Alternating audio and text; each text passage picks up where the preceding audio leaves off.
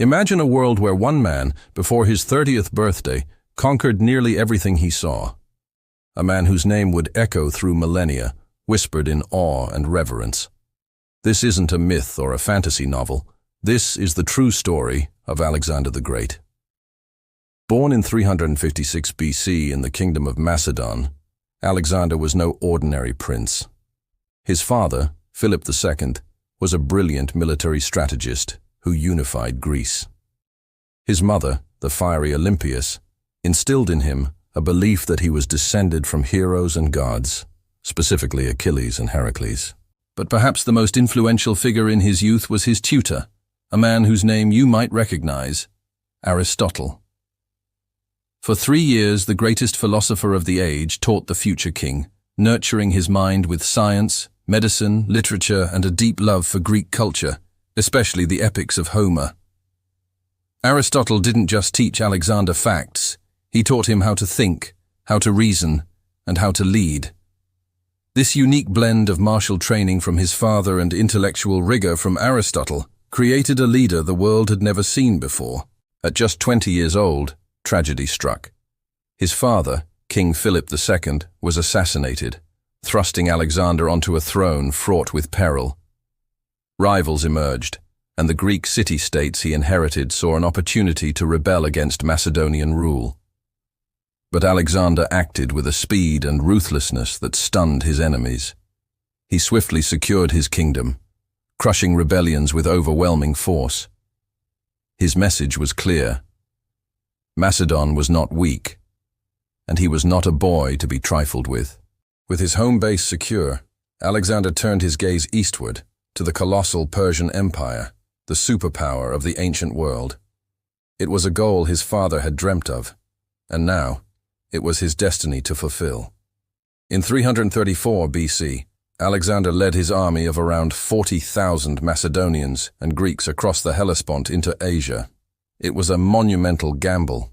He was facing the Persian Empire, a vast domain stretching from Egypt to India, led by King Darius III, who could field armies many times the size of Alexander's. Their first major clash was at the Granicus River. The Persians held a strong defensive position, but Alexander, leading from the front as he always did, charged headfirst across the river with his elite companion cavalry. It was a reckless, almost suicidal move, but it worked. The Persian line shattered, and Alexander won a decisive victory, opening the gateway to Asia Minor. This victory sent shockwaves through the Persian Empire. City after city fell to him, many welcoming him as a liberator. A year later, at the Battle of Issus, he faced Darius III himself. Despite being heavily outnumbered, Alexander's tactical genius shone. He identified a weakness in the Persian line, charged directly at Darius, and forced the great king to flee in panic, leaving his family, his mother, wife, and children, behind. Alexander treated them with the utmost respect, a chivalrous act that further enhanced his reputation. Instead of pursuing Darius immediately, Alexander secured the Mediterranean coast to neutralize the powerful Persian navy.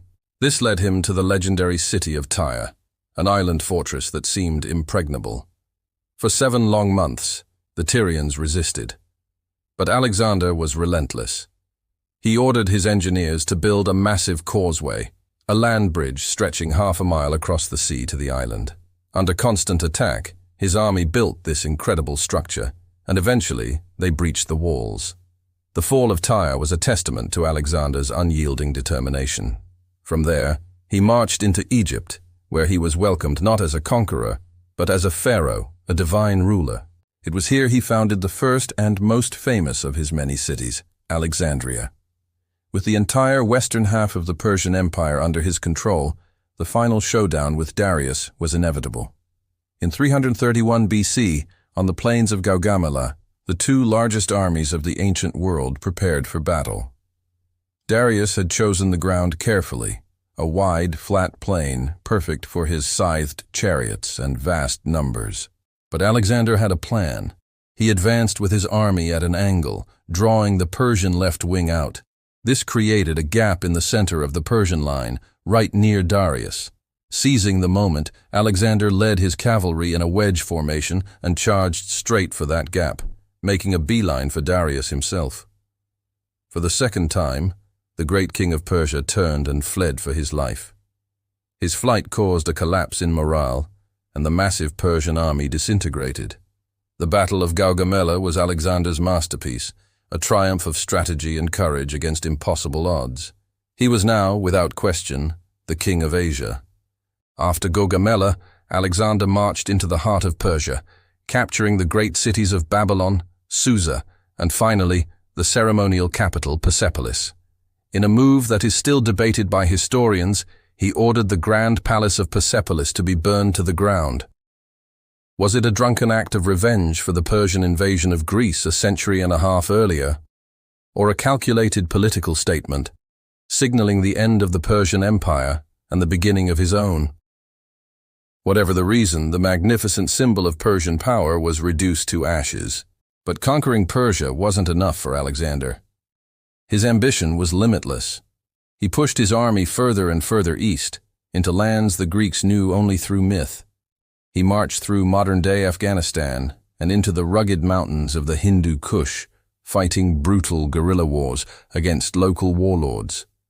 It was here he fell in love with and married Roxana, the daughter of a Bactrian nobleman, a move that helped to pacify the region, but also caused friction with his Macedonian veterans, who were wary of his adoption of Persian customs. His final great campaign took him into India. At the Battle of the Hydaspes River, he faced King Porus and his army of war elephants, terrifying beasts the Macedonians had never encountered before. In another brilliant display of tactical genius, Alexander managed to cross the monsoon-swollen river and defeat Porus in a hard-fought battle. He was so impressed by Porus's courage that he allowed him to keep his kingdom, making him an ally.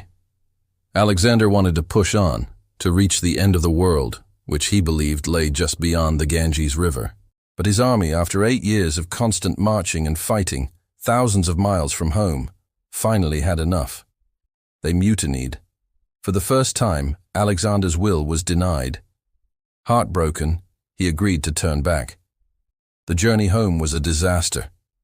Leading part of his army through the treacherous Gedrosian desert, thousands perished from heat and thirst. It was a horrifying ordeal that scarred the survivors for life. When he finally returned to Babylon in 323 BC, he began planning his next campaigns, an invasion of Arabia, and perhaps even a conquest of the Western Mediterranean. He was still only 32 years old, but these plans would never be realized. After a prolonged banquet and drinking party, Alexander fell gravely ill with a fever. For 10 days the world held its breath as the unconquerable conqueror fought his final battle. He lost. Alexander the Great died in the palace of Nebuchadnezzar II in Babylon. His death remains one of history's greatest mysteries. Was it malaria, typhoid fever, or was he poisoned by jealous rivals? We may never know for sure. When his generals asked him on his deathbed to whom he left his vast empire, he supposedly whispered, "To the strongest." This answer, whether true or not, plunged his empire into 50 years of civil war, as his generals, the Diadochi, tore it apart, carving out their own kingdoms. Though his empire shattered, Alexander's legacy was profound. His conquests didn't just create a new political map, they fused Greek and Eastern cultures, kicking off the Hellenistic Age. Greek language, art, and philosophy spread across the known world, while Eastern ideas flowed back to the West.